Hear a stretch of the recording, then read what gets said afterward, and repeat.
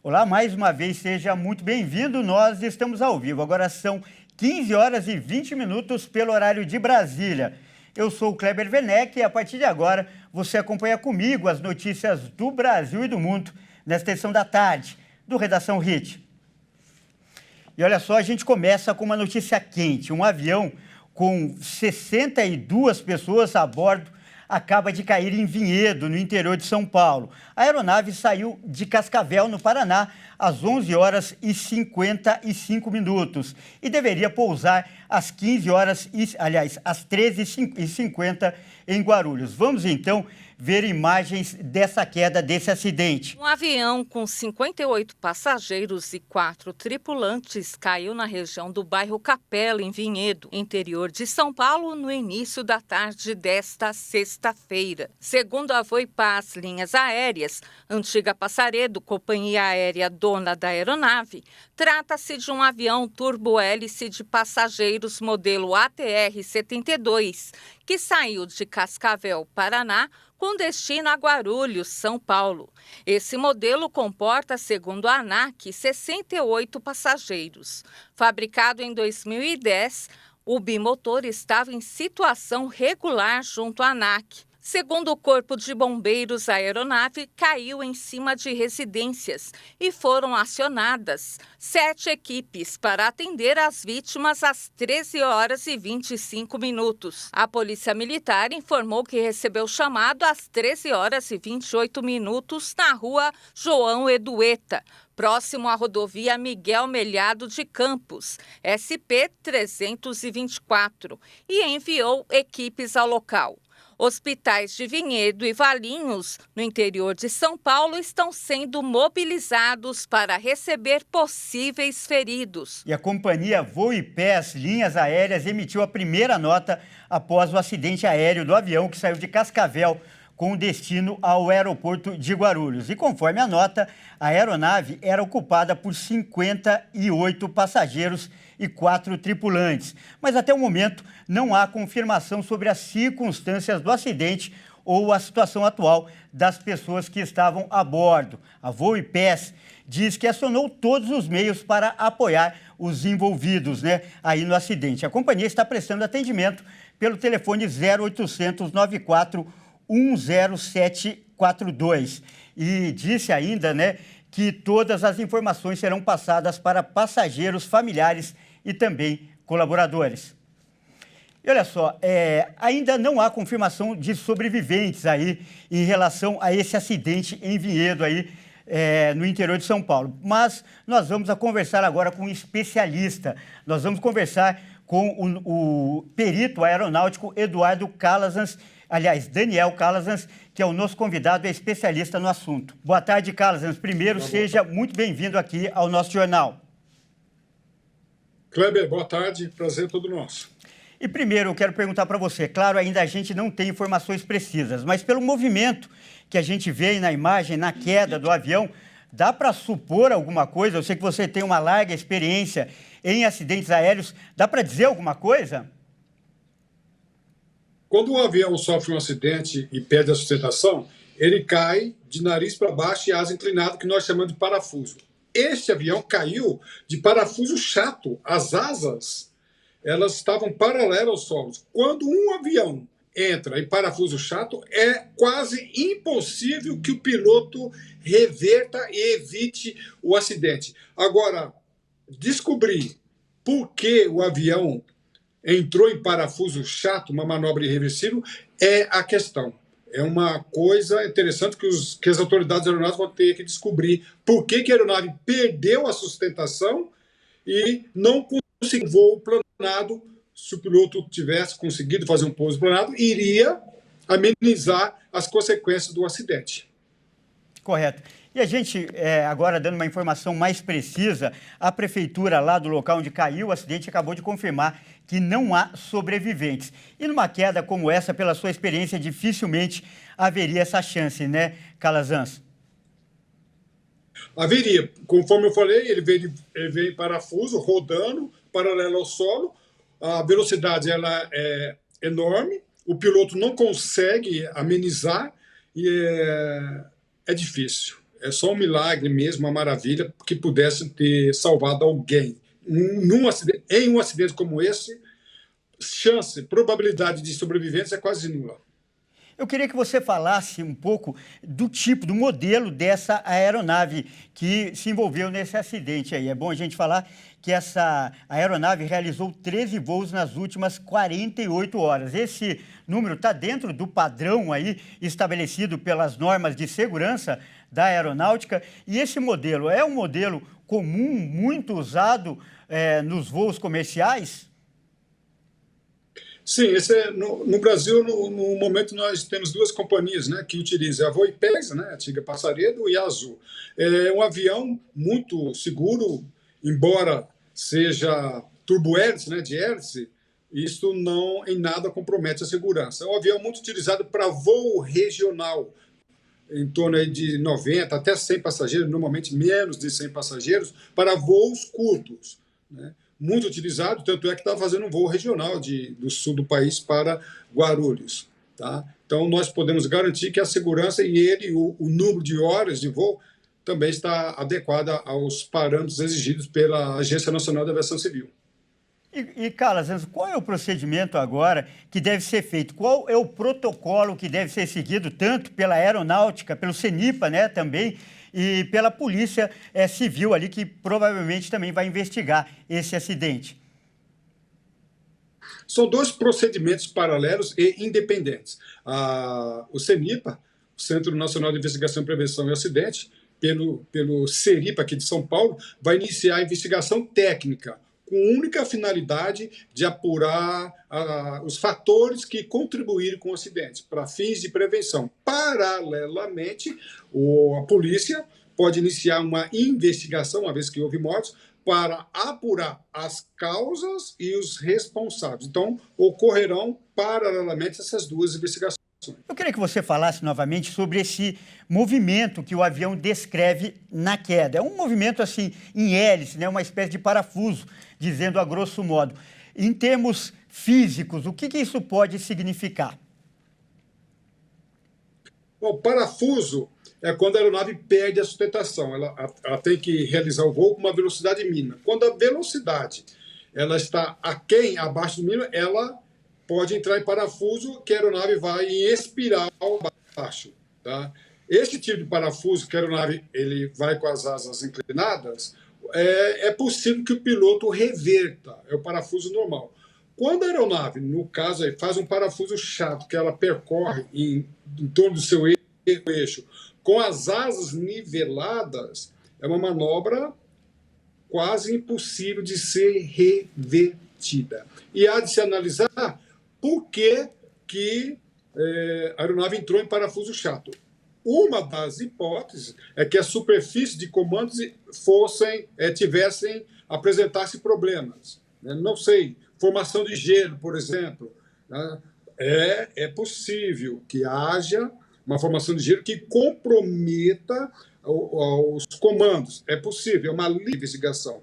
Ou um outro problema técnico. Tá? Nós vamos analisar se o piloto declarou. É possível que o piloto tenha declarado para os controladores de tráfego aéreo um tipo de emergência. Quando o piloto declara, ele explica. Então, há vários fatores aí que possam ter contribuído. As autoridades aeronáuticas levarão em consideração tudo isso, analisando as peças, as superfícies de comando, para ver se elas foram travadas antes da queda. E quais os motivos ou quais as causas do travamento da superfície de comando. Claro, nada do que eu estou falando é conclusivo, mas são linhas de investigação que, com certeza, as autoridades aeronáuticas vão levar em consideração.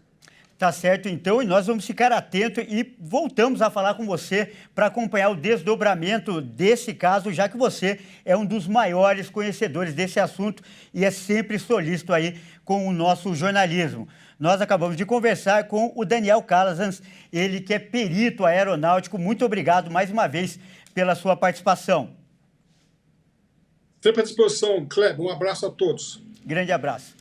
E olha só, segundo a Agência Nacional de Aviação Civil, né, esse caso agora vai continuar sendo investigado, como a gente disse, pelo CENIPA e também pela Aeronáutica. E olha só, vamos mudar de assunto agora. A Polícia Civil do Rio de Janeiro está realizando uma grande campanha para a devolução de celulares que foram furtados ou roubados.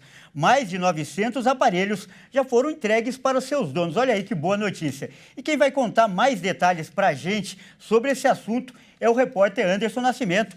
O Anderson, que vai aparecer aqui, está ao vivo lá do Rio de Janeiro. Boa tarde, Anderson. Traz uma boa notícia para a gente, para equilibrar aí, por favor. Olha, antes da gente até falar dessa ação da Polícia Civil nas entregas, quem não conhece uma pessoa que já tenha sido vítima de furto ou de roubo de celular? É difícil.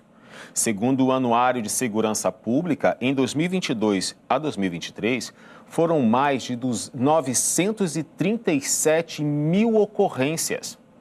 É praticamente, Kleber, 2 celulares roubados ou furtados por minuto. Isso é um número alarmante. Mas a boa notícia, como você falou, é que a Polícia Civil do Rio está entregando 500 celulares recuperados após uma investigação e trabalho das delegacias do Estado do Rio. Olha, Kleber, somente no mês de julho foram furtados ou roubados 500 aparelhos na capital. E eles estão sendo devolvidos aos verdadeiros donos. As vítimas foram avisadas por e-mail e mensagem por aplicativo, enviados pela delegacia. Foi preciso que elas comparecessem à cidade da polícia, na zona norte do estado, e apresentassem um documento de identificação com foto.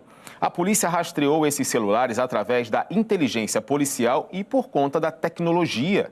O que estavam sendo utilizados por outras pessoas de forma irregular foram recolhidos e os portadores podem responder por receptação.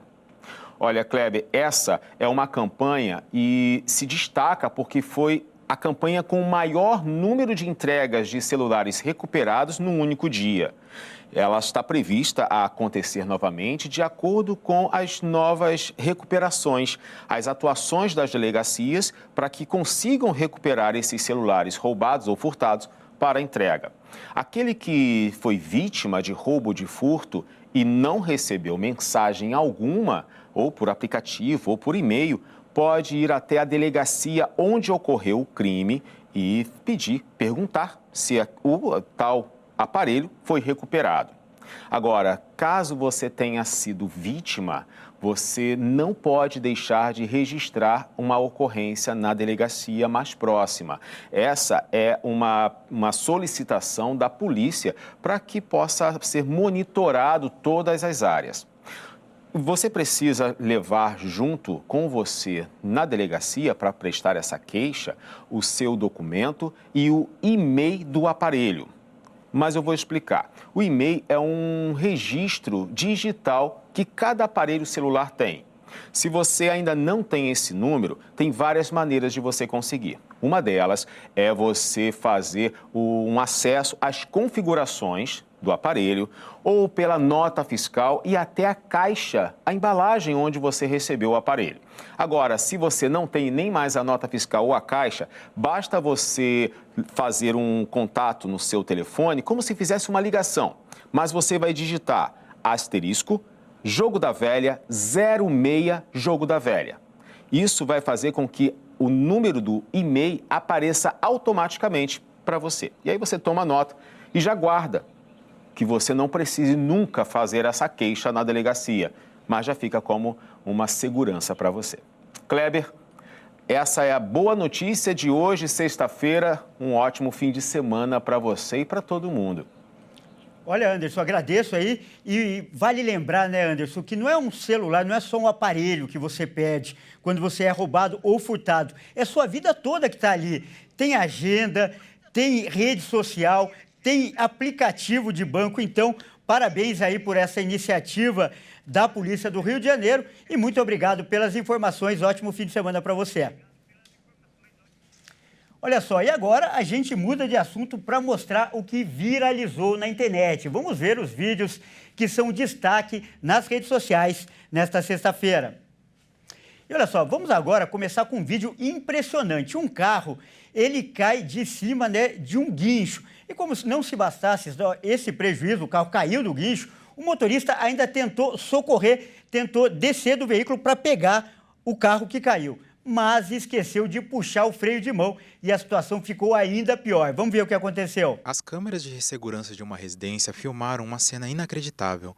Um caminhão guincho passou com velocidade em uma rua de paralelepípedo carregando um carro. Quando o caminhão faz a curva, o carro se solta e cai, e começa a descer a rua. O motorista do caminhão corre desesperado para conseguir segurar o carro que para na calçada. Mas a situação não para por aí. O motorista posiciona o guincho para poder colocar o carro de volta, mas esquece de puxar o freio de mão, e o guincho começa a descer a rua. O homem tenta segurar o caminhão, mas ele acaba atingindo o carro. O motorista corre para a cabine do guincho em movimento para puxar o freio. Não se sabe como as coisas se desenrolaram depois da situação, mas com certeza o motorista se deu mal. Um caixão caiu do carro de uma funerária no meio de uma rua no Mato Grosso do Sul. Olha só essa imagem. Um caixão caiu de um carro funerário ontem, em Campo Grande, Mato Grosso do Sul. Um motorista que passava pelo local filmou o caixão na pista enquanto carros e motos passavam pela via. Pelas imagens, é possível ver o caixão com o cadáver no asfalto, enquanto os funcionários da funerária e uma pessoa que passava pelo local colocavam o caixão de volta no veículo. A situação ocorreu na Rua Cubatão, próximo à Avenida Ernesto Geisel. A funerária responsável pelo traslado do corpo informou que o caixão estava sendo levado para o Instituto de Medicina e Odontologia Legal e que o caixão caiu porque o asfalto tinha muito buraco e a porta abriu e acabou caindo o caixão. Olha, tem que ter cuidado, né, para transportar seja qualquer coisa, mas especialmente um caixão. Claro, tinha buraco ali, mas não justifica, tem que estar preso ali, tem que estar bem trancado. E olha só, vamos ver então um milagre agora. Um homem estava falando no celular e foi atropelado por um carro quando ele atravessava a rua. Depois do impacto, ele se levanta como se nada tivesse acontecido. Olha só essa imagem. Essas cenas de uma câmera de segurança testemunharam um milagre. Um homem atravessa a rua na faixa de pedestre, falando ao celular. Ele passa e não olha para os lados, mas só percebe o carro quando é tarde demais.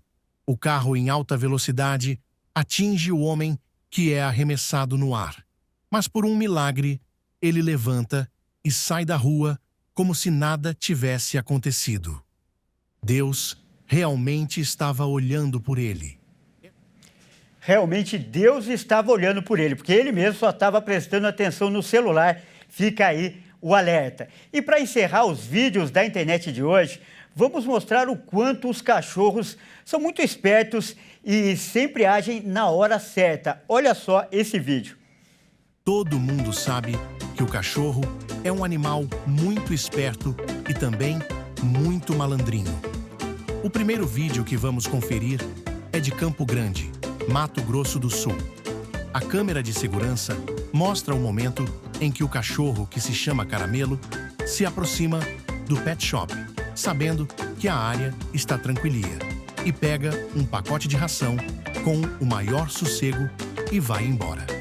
Neste outro vídeo, um cachorro desconfiado de um homem resolveu baixar a bermuda dele e saiu correndo. Que situação, hein?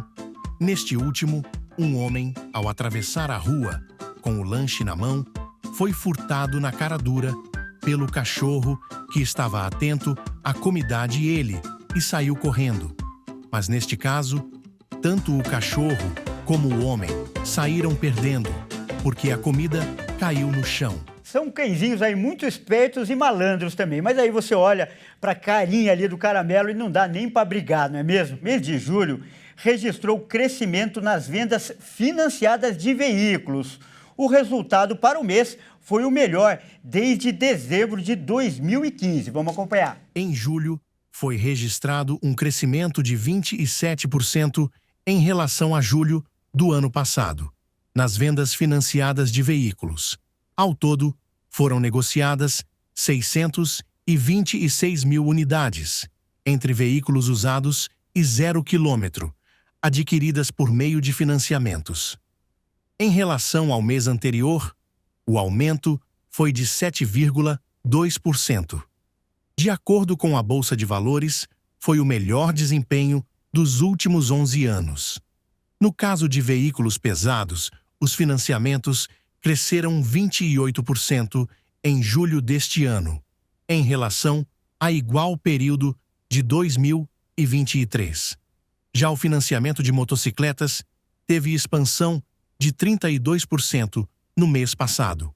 As vendas financiadas de veículos no acumulado do ano totalizam 4 milhões de unidades, número 24% superior ao de igual período do ano passado, o equivalente a 793 mil unidades a mais. Vamos ver aí a reportagem sobre a inflação de julho. Acompanhe. A inflação oficial do país voltou a subir, após perder força no mês passado e ficou em 0,38 em julho.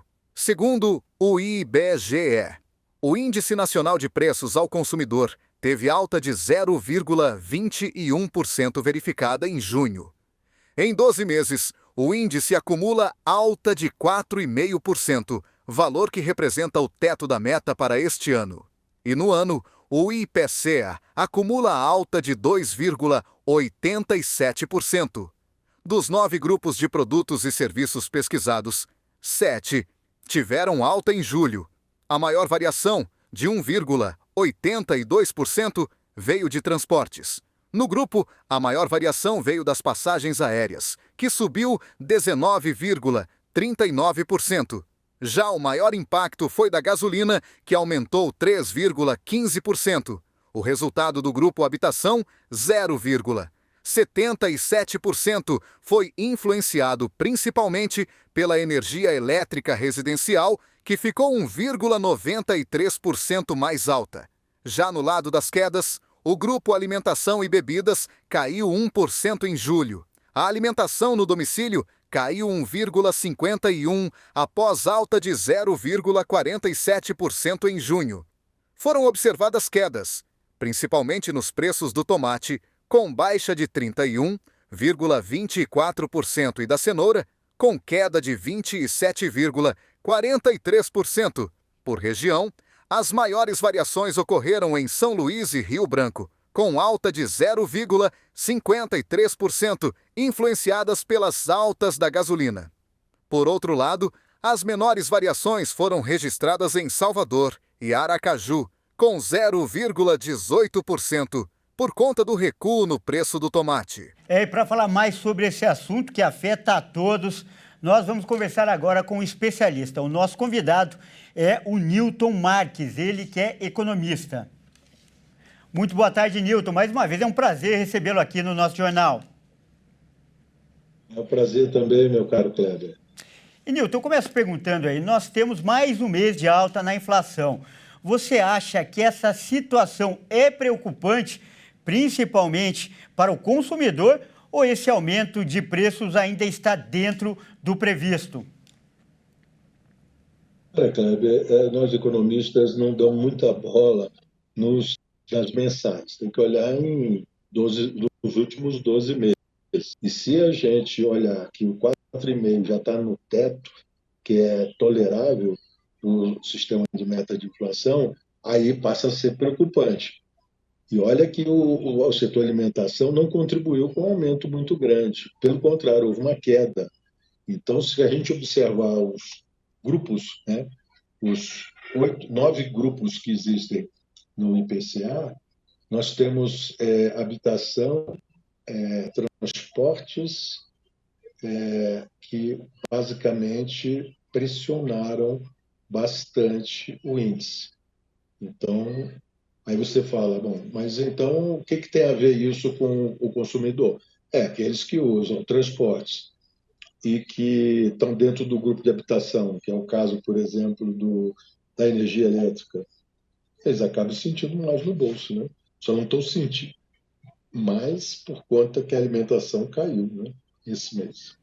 Correto. Quero aproveitar esse gancho aí que você deixou para falar agora ponto a ponto desse resultado. Primeiro, é que a alta da inflação foi puxada principalmente pelo grupo de transportes, com o aumento, né, nos preços das passagens aéreas e também na gasolina.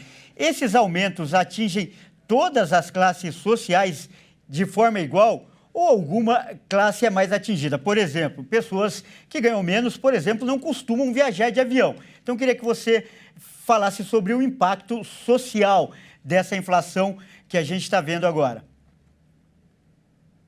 Você colocou algo que sempre é questionável. O IPCA ele é calculado para pessoas que ganham de 1 a 40 salários mínimos. Se você imagina uma pessoa que ganha 5 salários mínimos, não precisa nem colocar 1, você acha que quantos por cento ele gasta com transportes, com habitação, com alimentação? Então, se ele gastar 60% dessa renda dele com esses 3 itens, ele agora sofreu por conta de que ele pagou mais caro e vai pagar mais caro por esses grupos aí, né, esses itens. Agora, uma coisa que é importante dizer é que uma pessoa de 3 salários mínimos não fica comprando passagem aérea, né? Muito bem lembrado e muito apropriada essa lembrança sua, é de 1 a 40 salários mínimos. É uma faixa muito grande e muito diversificada. E a boa notícia é que o grupo de alimentação apresentou deflação de 1%. Foi a primeira vez que esse grupo teve queda de preço em 9 meses. A que se deve essa queda é a primeira coisa que eu pergunto, e você acredita que o consumidor, já levando em consideração essa faixa grande que você acabou de falar, tem sentido essa diferença de preço na prática, ou seja, nas prateleiras dos supermercados? Tem sempre esse questionamento aí, né, Kleber? Então, as pessoas têm que pesquisar. Pesquisar é o principal método, né, para justamente ele não comprar logo de cara as coisas. Se possível, trocar por aqueles que subiram de preço, né? Então, essa questão aí de saber como é que ficar mais caro ou menos caro, e as pessoas têm que fazer pesquisa, né? E, para finalizar, a gente viu também o crescimento nos negócios, né, de veículos financiados. A que se deve esse crescimento? E, principalmente, eu sei que tem muita gente que vai se interessar por isso agora. É um bom momento para comprar um carro financiado? Olha, as taxas de juros continuam muito elevadas, né? Essas taxas de juros de financiamento de veículos.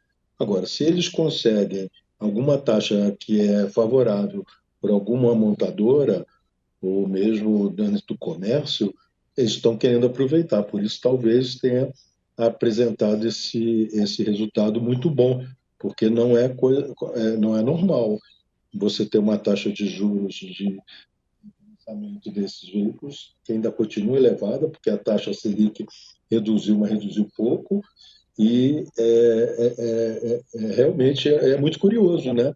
A gente vê que o comportamento do consumidor reagiu. Então, eu só acredito que algum tipo de oferta, de forma facilitada para o consumidor, para ele comprar esses carros financiados, né? Tá certo, então.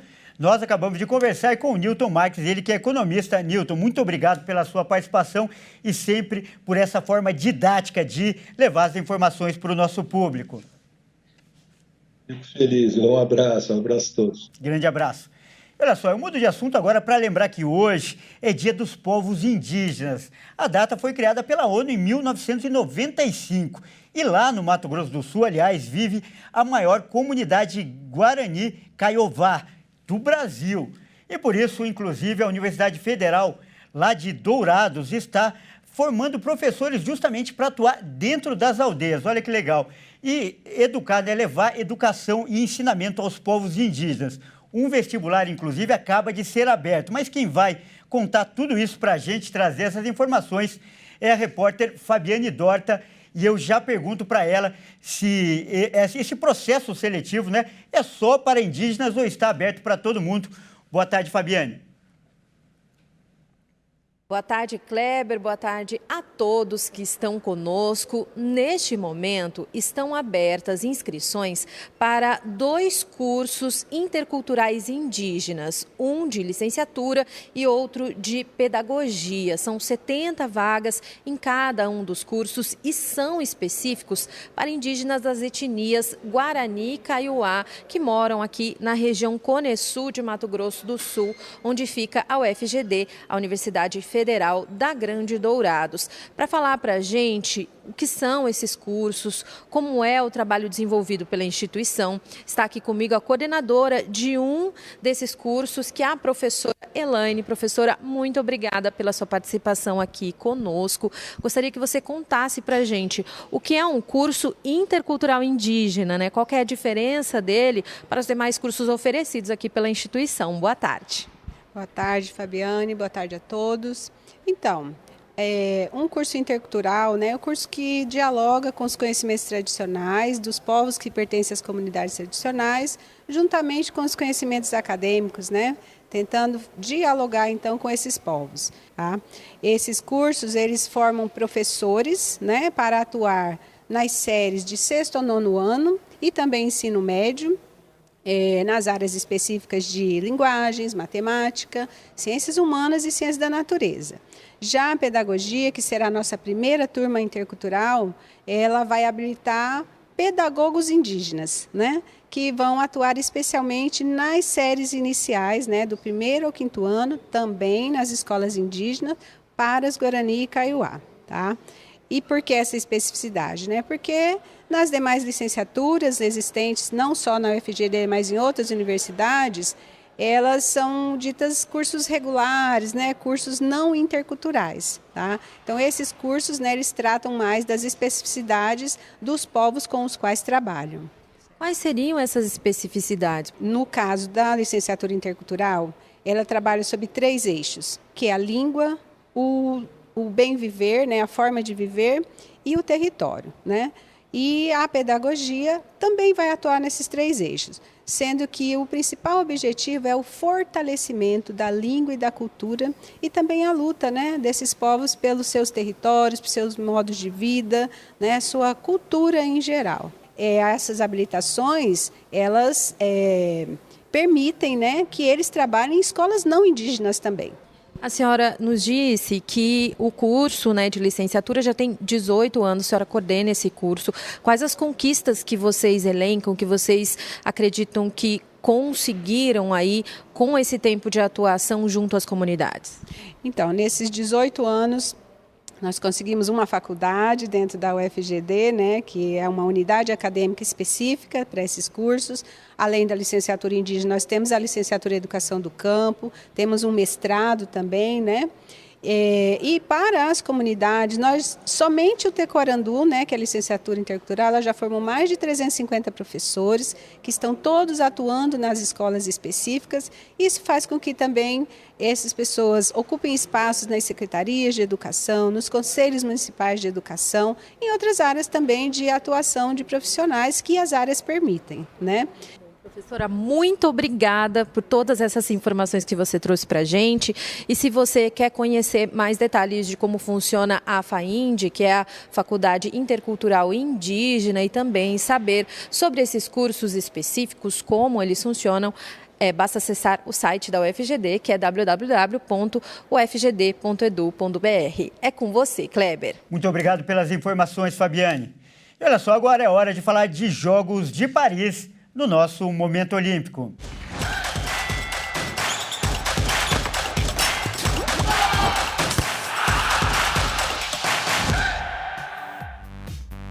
E quem traz as informações está aqui ao meu lado, como sempre, é o Fernando Jesus. Aliás, que vai falar da medalha que o Brasil ganhou hoje. Hoje teve medalha, né, Fernando? Boa tarde. Exatamente, Kleber. Boa tarde para você e a todos que nos acompanham. Hoje o Isaquias Queiroz conquistou a medalha de prata. O canoísta chegou no 2º lugar do pódio na prova de canoagem e velocidade de extensão de 1 quilômetro. E essa é a 5ª vez que o mineiro sobe ao pódio nas Olimpíadas. Mais uma prata para o Brasil. Isaquias Queiroz foi às águas do Estádio Náutico Varnes-sur-Mer nesta sexta-feira para a final da categoria C1 1000 metros da canoagem de velocidade. Depois de largar atrás, o baiano de Ubaitaba fez uma corrida de recuperação espetacular, principalmente após os 750 metros de prova, quando saiu da 5ª colocação para a eternidade olímpica. Com a prova, Isaquias conquista a 5ª medalha da carreira em Jogos e se iguala a Torben Grael e Robert Scheid na 2ª colocação como brasileiros com mais medalhas olímpicas. Apenas Rebeca Andrade, da ginástica artística, tem mais medalhas, com 6. Tá certo então, Fernando. Obrigado aí pelas informações e vamos torcer por mais medalhas, né, Fernando? Com certeza estamos na torcida por mais medalhas brasileiras, Kleber. Até segunda então, Fernando. Até segunda. Bom, é isso aí. Essa edição fica por aqui. Eu agradeço demais a sua companhia. E não se esqueça que às 18h30 eu volto com mais informações para você. Você que é de outro local, de outra praça, então fique com a sua programação local. Até segunda.